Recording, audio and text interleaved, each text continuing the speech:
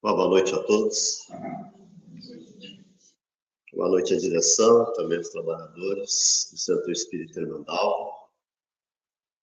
Agradecer à direção pelo convite.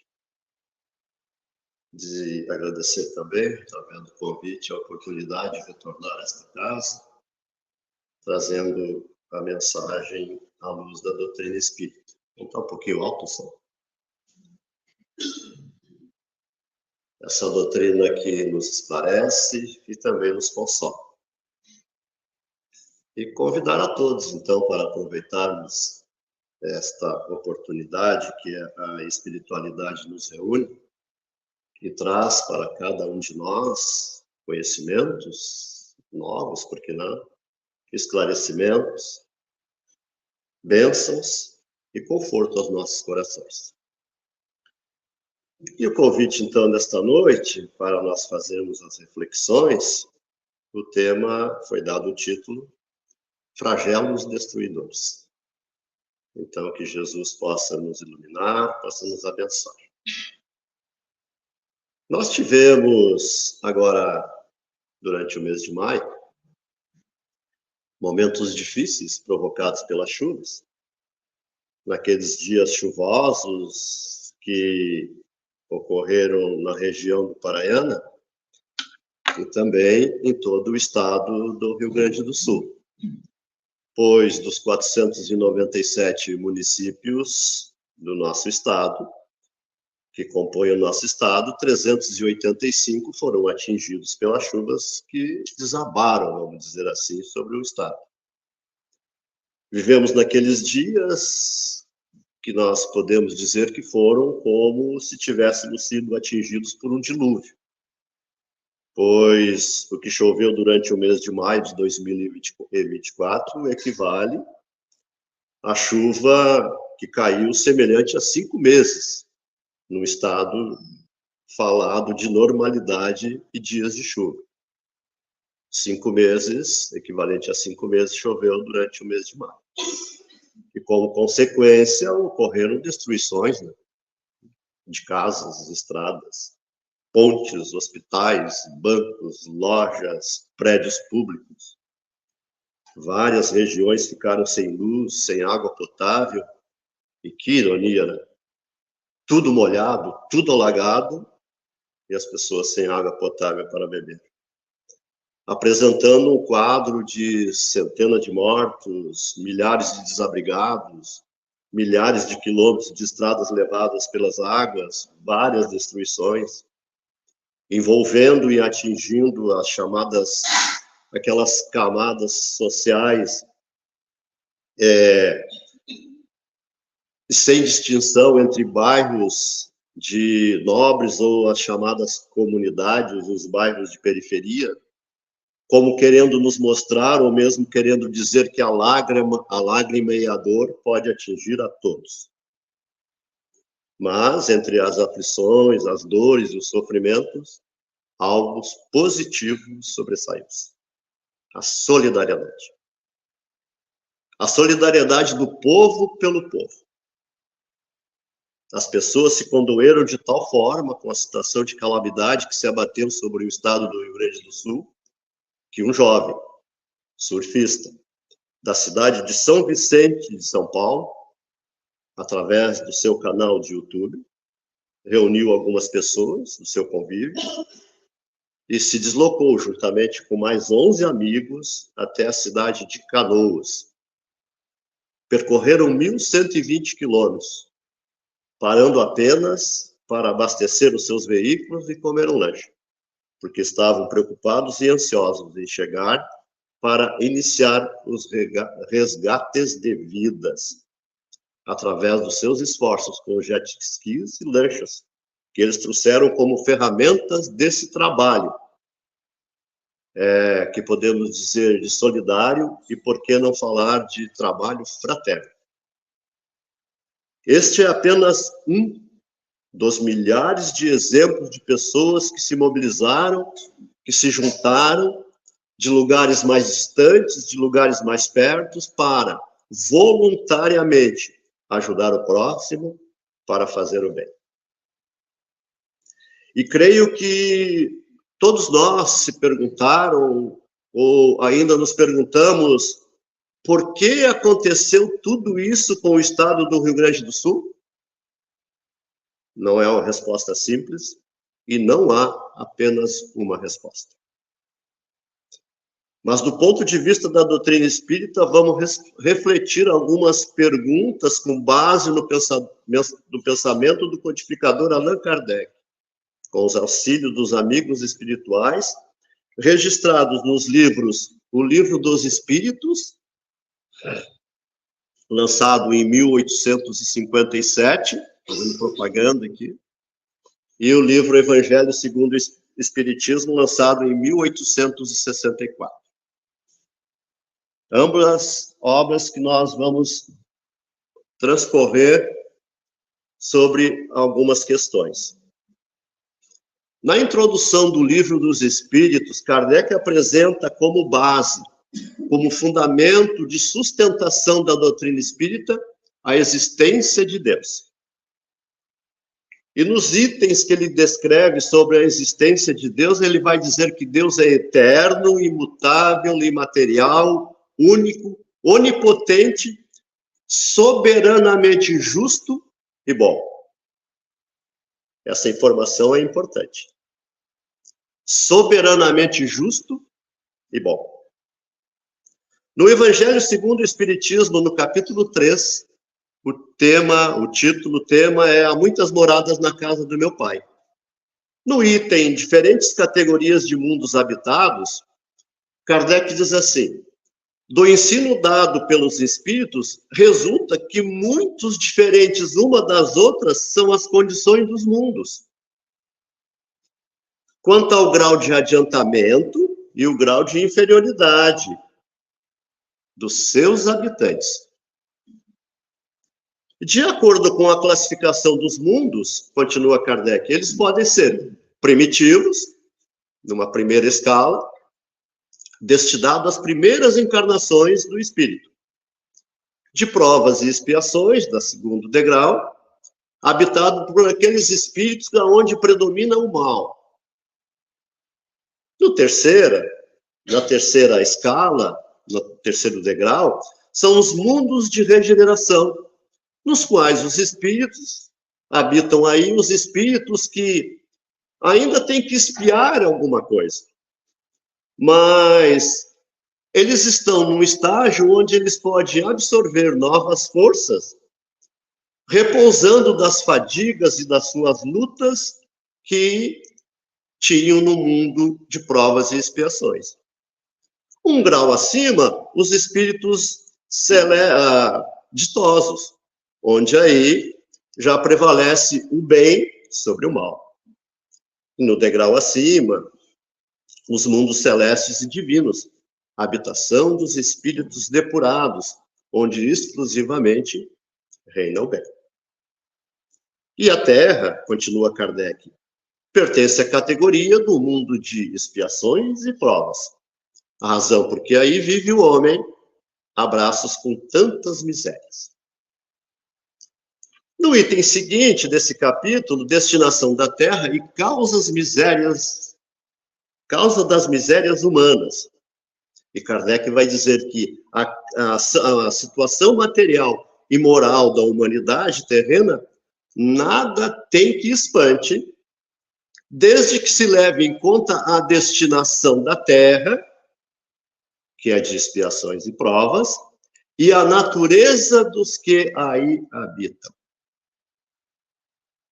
No Livro dos Espíritos, no capítulo 1º, na segunda parte, o título é Diferentes Ordens dos Espíritos, o item 100 é Escala Espírita.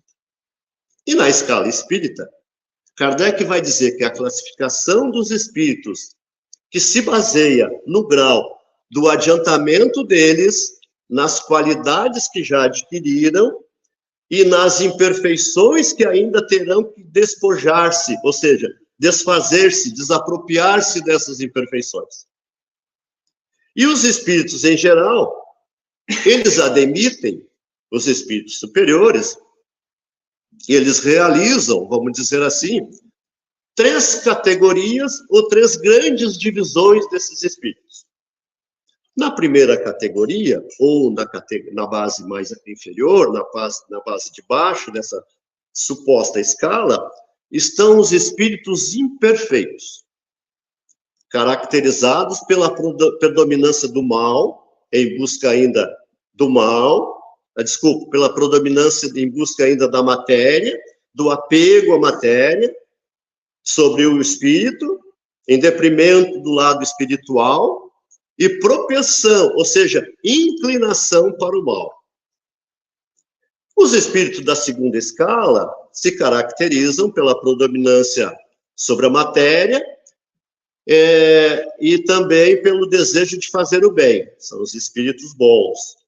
E a primeira, e finalmente, a terceira escala, são os espíritos puros, aqueles que já atingiram um grau supremo de perfeição. Então, essas informações que nós recebemos da doutrina espírita são importantíssimas para nós.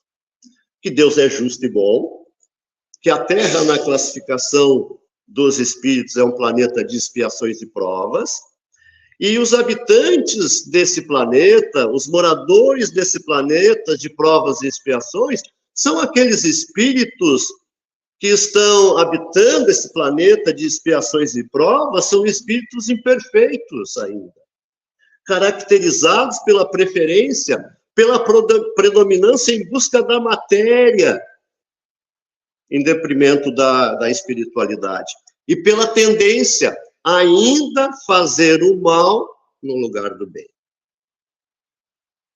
Essas informações são importantíssimas. A doutrina espírita traz esse esclarecimento, nos possibilitando a busca do entendimento para que toque a nossa razão. Senão, nós não entenderemos todas essas situações nas quais nós denominamos de flagelos destruidores. Essas informações devem fazer sentido, principalmente a nós, os espíritas, que temos os acessos a essas informações, a esses esclarecimentos. E no Brasil, nós já deveremos estar em torno de 4,5 milhões de espíritas, conforme a pesquisa do espírita, escritor Ivan Franzolin. Ele é autor de várias pesquisas do movimento espírita brasileiro e mundial. É um espírita paulista. Então, entendemos que essas informações são importantíssimas. Nós termos uma linha de entendimento dos acontecimentos denominado de flagelos destruidores. Que nós somos filhos de um Pai justo e bom. Que a Terra é um planeta de expiações e provas. E que os habitantes desse planeta ainda são seres imperfeitos. Portanto, vivendo num planeta de expiações e provas, nós estamos sujeitos, sim, a passarmos pelos flagelos destruidores. Hoje bateu no nosso quintal. Mas no Rio de Janeiro, na região de Petrópolis, é anual. Em 2022, até agora, Petrópolis não se recuperou. Nós temos Brumadinho, em Minas Gerais, Mariana, em Minas Gerais. Mas e sobre os flagelos destruidores? Flagelo, fui buscar do latim, e meu latim não é muito bom, significa flagellum, que quer dizer chicote, castigo, punição, sofrimento. Esse é o entendimento que nós temos. E destruidor, que vem do latim também, destruere, que quer dizer romper, demolir. Mas cujo significado, isso aqui é importante para nós. O destruidor, do destruere, do latim, significa desconstruir. Essa informação também é importante para nós, esse esclarecimento. Lá na terceira parte do Livro dos Espíritos, ou terceiro livro, das leis morais, no capítulo 6, da lei de destruição, está lá registrado os flagelos destruidores. E fazem parte desse item dos flagelos destruidores as questões 737 a 741. Mas antes nós vamos ver a questão 728, que é da lei de destruição. E a pergunta que Kardec faz para os amigos espirituais é lei da natureza a destruição? Olha o raciocínio de Kardec. Se nós temos um pai justo e bom, como é que a sua lei, porque lei da natureza é uma lei natural, lei divina, lei de Deus. Como é que um ser justo e bom existe uma lei de destruição? Parece que não combina bem, né? Mas o que nós entendemos quando falamos em destruição? Quando nós falamos em lei de destruição, o que vem à nossa mente? Possivelmente terremoto, tsunami, furacão, guerra, enchente, desastres. A maioria de nós, quando falamos em destruição, lembra da destruição física, da destruição material. O primeiro entendimento, quando nós falamos em destruição, o que vem à nossa mente é a parte de destruição material. Será que não haverá destruição moral? Fica a reflexão. E os espíritos, então, irão responder por Kardec: é preciso que tudo se destrua para renascer e regenerar. Porque o que chamar de destruição não passa de uma transformação que tem por fim a renovação e melhoria dos seres vivos. No nosso nível evolutivo, vamos lembrar que somos seres imperfeitos, toda vez que acontece um fenômeno que nós chamamos de destruição, um tsunami, um terremoto, a queda de um avião, uma guerra, uma enchente, a maioria de nós vê o quê? Destruição ou transformação? No nosso nível evolutivo, é natural que a gente vê só a destruição. Os espíritos mais evoluídos já veem um processo de transformação, pois eles dizem, o que chamar de destruição não passa de uma transformação, mas tem um objetivo. E qual é o objetivo dessa transformação? A renovação e a melhoria. Mas os espíritos dizem assim para Kardec, na resposta que deram para Kardec: necessário é que tudo se destrua para renascer e regenerar. E esse movimento de destruir para renascer é o resumo da lei de destruição na vida de cada um de nós. Primeiro você destrói ou desconstrói para depois você reconstruir. Quem já fez uma reforma na sua casa vai entender o que nós estamos falando. Quando você faz uma reforma, o que você faz primeiro? Você faz uma destruição daquela parte que você quer reformar. Vamos lembrar também que a Terra está no processo de transição planetária. E o que significa transição planetária? É a desconstrução do mundo material, não é a destruição do mundo físico, mas a destruição desse mundo mais materialista para a construção mais orientada, mais focada nesse mundo espiritualista, que tanto está fazendo falta para nós. A espiritualidade. Quantas mudanças já ocorreram no planeta Terra? Nos últimos, vamos perguntar para os sessentões, nos últimos 50 anos, 40, 30, nos últimos 20, nos últimos 10 anos, quantas mudanças ocorreram no planeta? Ainda bem o planeta Terra, ele está mudando. Só que não está mudando do jeito que a gente quer que ele mude. E ainda bem que não é do nosso jeito. Vamos imaginar espíritos puros à frente de uma transformação.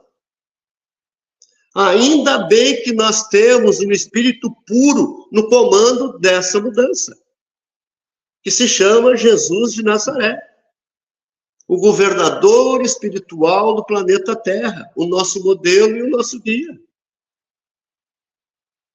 E agora, cada um de nós individualmente, quantas coisas você desconstruiu e reconstruiu nos últimos anos?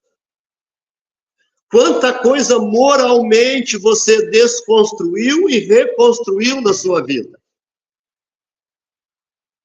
Lembre-se que, primeiro de tudo, é necessário que você destrua para renascer.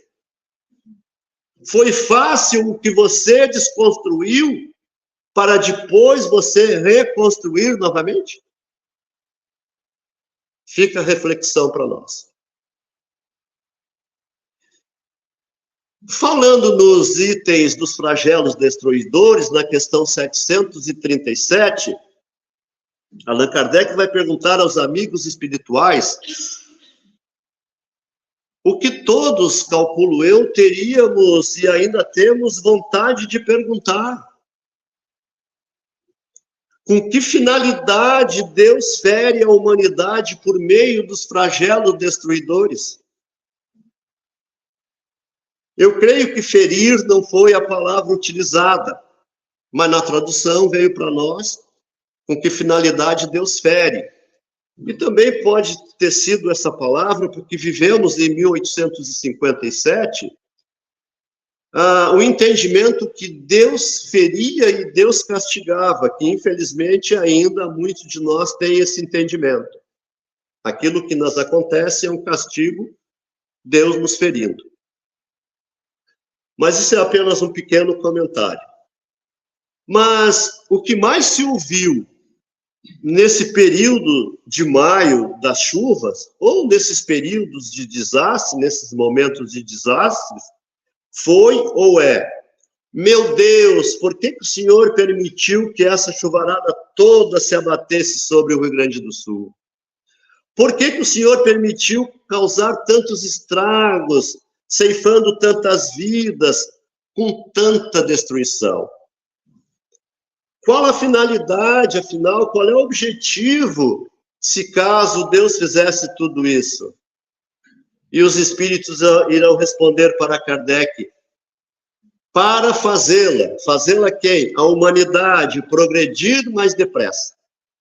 Já não dissemos, na 728, que já não dissemos ser a destruição uma necessidade para a regeneração moral dos espíritos? Aqui, na 728, eles falam em progresso. Aqui eles falam na moralidade dos espíritos. Vamos lembrar quais são os espíritos que estão habitando esse planeta? Que em cada nova existência sobe um degrau na escala do aperfeiçoamento. É preciso que se veja um objetivo para que os resultados possam ser apreciados. Somente do vosso ponto de vista pessoal, que observais, daí vem que qualificais de flagelos, por efeito dos prejuízos que lhe causam. Essas perturbações, essas destruições, porém, são frequentemente necessárias para que mais pronto se dê o advento de uma melhor ordem de coisas e para que se realize em alguns anos o que exigiria muitos séculos. Por meio dessa pergunta de Allan Kardec, ele quer saber qual é a finalidade, quais são os objetivos desses flagelos que assolam a humanidade. E o próprio texto, com a resposta dos Espíritos, diz que todas as calamidades têm um propósito, têm uma finalidade. E uma dessas finalidades é fazer com que o homem evolua mais rápido, produzindo, por meio desses flagelos, as grandes mudanças do entendimento, da compreensão do homem. Quando eu falo em homem e mulher, na forma de como o homem deve avançar juntamente com a ciência, nas suas pesquisas, e através dessas pesquisas elas possam trazer benefícios para a humanidade. Quem sabe para prevenir e até evitar os desastres naturais. Nas enchentes, por exemplo, num país que agora o Rio Grande do Sul está em comitiva visitando, que é a Holanda, vive cercada pelo Mar do Norte, que através dos mecanismos modernos do progresso, já encontraram um controle feito com o homem e a ciência, que consegue proteger o seu território, principalmente a capital, Amsterdã, em cerca de 95% das suas enchentes. Também nós precisamos rever a forma de como nós estamos lidando ou nos comportando diante da natureza. Como nós estamos cuidando dos mananciais? Como nós estamos cuidando do desmatamento nas margens dos rios? Como nós estamos cuidando da proliferação na urbanização das margens dos rios? Ou mesmo das construções dentro dos rios? O cuidado que nós devemos ter e o trabalho atrasado na urbanização das encostas? O que o homem possa melhorar na sua atitude, no seu comportamento diante do seu semelhante, através da solidariedade, que venha se tornar mais fraterno, que venha se tornar mais humano, mais solidário, como nós vimos agora. Pois é nas grandes calamidades, vai dizer o Evangelho segundo o Espiritismo, no capítulo 13, que não saiba a vossa mão esquerda, que dê a vossa direita, no item infortúnios ocultos, que é nas grandes calamidades que a caridade se emociona e observam-se impulsos generosos no sentido de reparar os desastres. Quando nós ficamos apiedados com a imagem de um cavalo que, para se socorrer, se manteve em cima do telhado, e o animal foi batizado de caramelo, e muitas pessoas se emocionaram diante da imagem, e muitas pessoas se candidataram para adotar o caramelo. Mas não somos capazes de nos emocionar para adotar uma família desabrigada pela enchente. Isso revela muito sobre nós, seres humanos. Nós somos capazes, em momentos de dores profundas, diante de uma tragédia, de mostrar a nossa solidariedade ao próximo. Somos capazes de tirar a roupa do corpo. Mas, passados os primeiros dias, nós vamos como nos acostumando com a situação e as nossas atitudes voltam a ser como era antes, dentro de uma chamada normalidade. No entanto, a par desses desastres gerais, diz o texto, continua o texto, dos infortúnios ocultos, há milhares de desastres particulares que passam despercebidos. Aqueles que se encontram sobre o leito sem se queixar. Esses infortúnios discretos e ocultos são os que a verdadeira generosidade sabe descobrir. Como nós temos ainda de evoluir.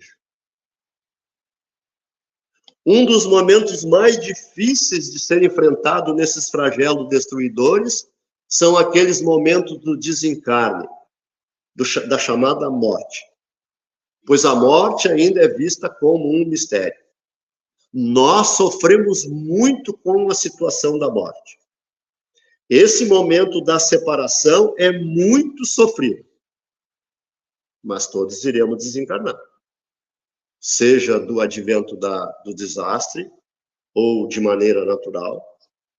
E também lembrar que todos nós temos o compromisso de reajuste perante a lei que rege o universo, que é a lei de Deus, que é a lei divina. E através da misericórdia divina, explicada pela doutrina espírita, é que nós podemos entender esse processo de uma desencarnação coletiva, que ocorre nos flagelos destruidores, sabendo que não há motivo para revolta, nem cairmos no fatalismo, ou usarmos as frases clichês, né? Estou me referindo a nós espíritas, né? Que Deus quis assim. Isso faz parte dos planos de Deus. É a vontade de Deus. Está tudo nas mãos de Deus. Deus sabe o que faz.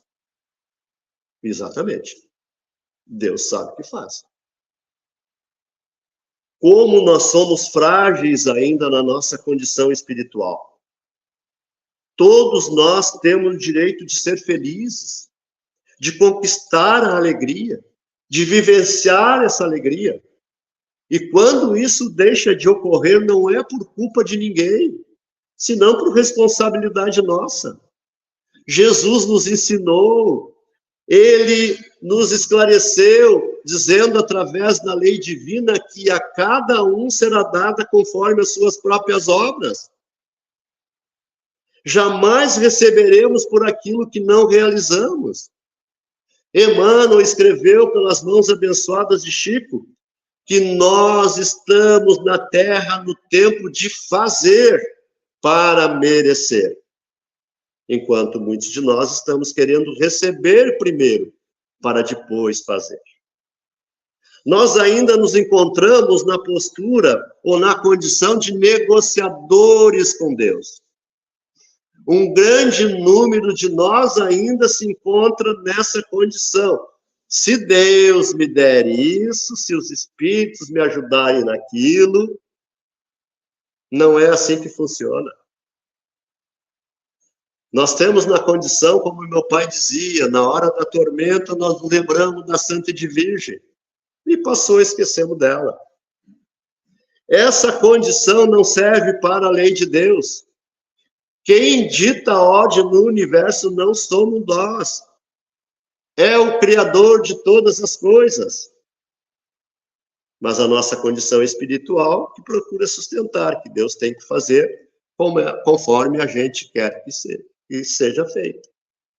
Embora Jesus, o nosso modelo e guia, tenha nos ensinado diferente na oração dominical. Ele nos ensinou a rogar a Deus que seja feita a sua vontade e não a nossa. Mas é lá na oração. Porque no nosso dia a dia, Deus deve fazer conforme nós gostamos que seja feito. E quando Deus não faz com a gente, como a gente quer, nós ficamos, alguns, de mal com Deus. Alguns questionam Deus. Como Deus deixou isso acontecer comigo? A semelhança de crianças birrentas. Onde Deus está que deixou que tudo isso acontecesse? No Evangelho segundo o Espiritismo, no capítulo 5, Bem-aventurados os aflitos, no Instruções dos Espíritos, o item é: se fosse um homem de bem, teria morrido. Há uma mensagem do Espírito Fenelon, e no encerramento ele diz assim: habituai-vos a não censurar o que não podeis compreender. E crede que Deus é justo em todas as coisas. Muitas vezes, o que vos parece um mal é um bem. A mensagem segue, são 7 perguntas e respostas, um pouco mais longa. Deixo como sugestão a leitura das questões 737 a 741 sobre os flagelos destruidores. E deixo como sugestão também, ler o Livro dos Espíritos. Eu já li, leia de novo. Já li, participe de um grupo de estudos. É um livro enriquecedor. Vale a pena dispensar alguns minutos ou uma hora e meia, 2 horas por semana para participar dos estudos do Livro dos Espíritos. É um livro, como diz Divaldo, a Joana por Divaldo, por mais de 100 anos, não conseguirá alcançar o conhecimento que essa obra te transmite. Então, agradeço mais uma vez o convite, agradeço a paciência de todos, desejando a todos muita paz e uma boa noite.